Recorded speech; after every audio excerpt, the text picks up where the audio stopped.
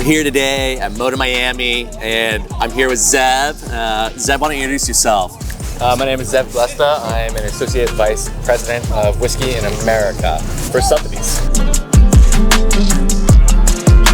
One of the things that we've been discussing is getting together at some of the luxury experiences that both we want to create at Bourbon Lore, as well as that Sothebys obviously brings to the table with some of their auctions that they do around the world. So we talked about it and we're like, you know what?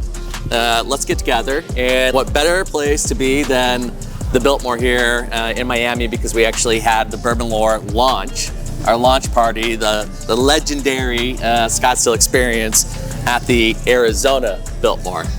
So another iconic, extraordinary property. So absolutely amazing day, an incredible selection of some of the most, I would say, beautiful automobiles that I've ever seen in my life.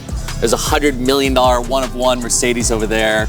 We were with some of the leadership with Sotheby's earlier, and Ian mentioned that there was a $100 million Mercedes here, and I said, no, you know, you gotta be kidding me. That was just one car. I'm estimating like just this little pool right here is about 100 million, and you add just another $100 million car on top of that. Yeah, it's an epic amount of wealth and grandeur, and the cars here are almost incredible.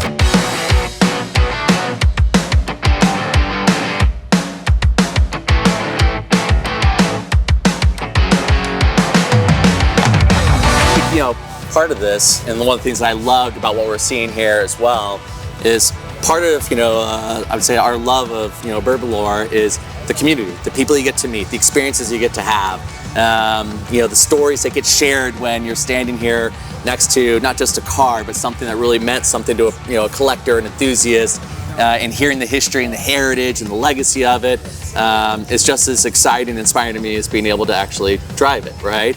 So part of the thing we're doing here at Bourbon Lore, and I think with what you want to be able to do as well as Sotheby's, is how do we find those ways to create those experiences in American whiskey? And one of the things that you, I would say, did as a first last month was your live auction in New York that Clay and I had an opportunity to be your featured speakers at on your panel. Yeah, I mean, we did one of the most amazing, I mean, in my 3 years of being at Sotheby's, we've never had such an incredibly packed room filled with passionate American whiskey lovers.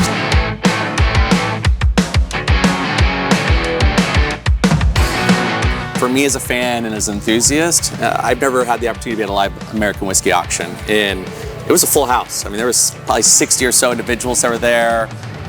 You know, live bidding that was happening with probably a good 8 to maybe 12 of us, and then some of the incredible beverages that you had on hand that were pouring.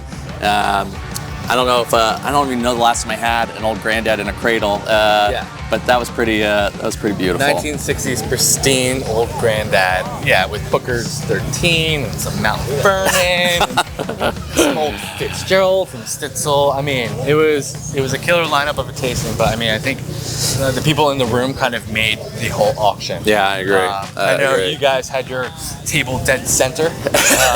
You happened to be the sun in the solar system of what was the auction, but I think everybody was trying to match your energy and keep up with the energy too. And man, was that successful, because you guys brought your A game. You won some incredible bottles.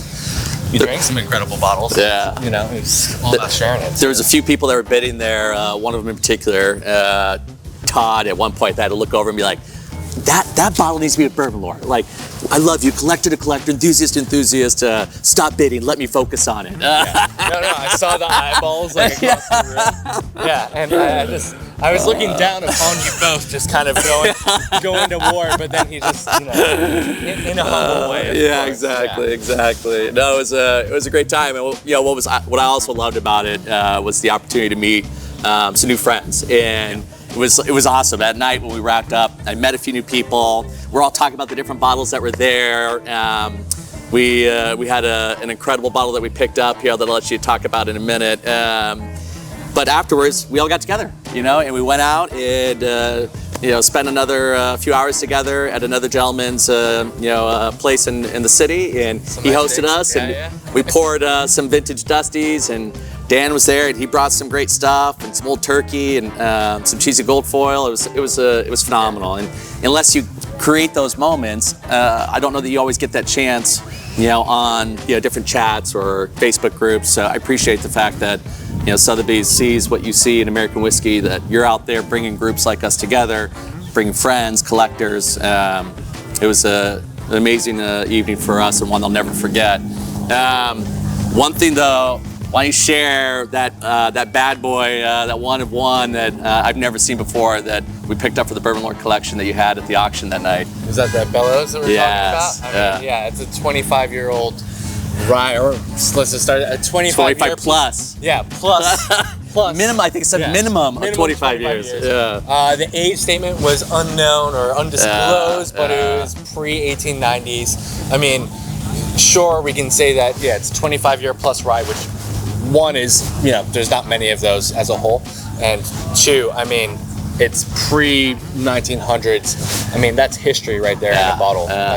You won't really find that ever again. And I mean, I think one of the things that I found fascinating is that bottle was with, I think, within 2 families for probably the last 100 years. Yeah. That's it. I think Bourbon Lord is only the 3rd owner of that bottle, and so some of the the actual documentation around its history and the wine merchant in New York that that originally bottled it and kept it in the family was priceless to me as a fan, as somebody who wants to tell the story and bring the folklore of these these limited releases of not only product today but bottles in the of the past. I was like, exceptional, really unique, and that's kind of the unique things that I love that you guys are bringing those to market, finding those pieces and creating an environment where fans like me can have access to them. I mean, it's funny you say that. Both of the bottles, there was a Baker's Pure Rye as well from around the same era.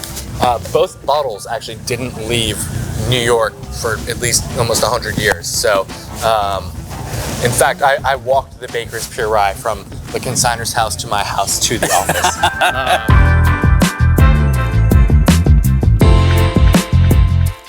I think Sothebys is doing a beautiful job of helping tell the story of American whiskey, bringing unique individuals together and sharing in these incredible experiences, whether at a live auction or at some incredible events such as Moda Miami. So I really appreciate it, Zeb, and congrats on all your success. I'm sure there's lots of exciting things to come in the world of American whiskey for Sotheby's.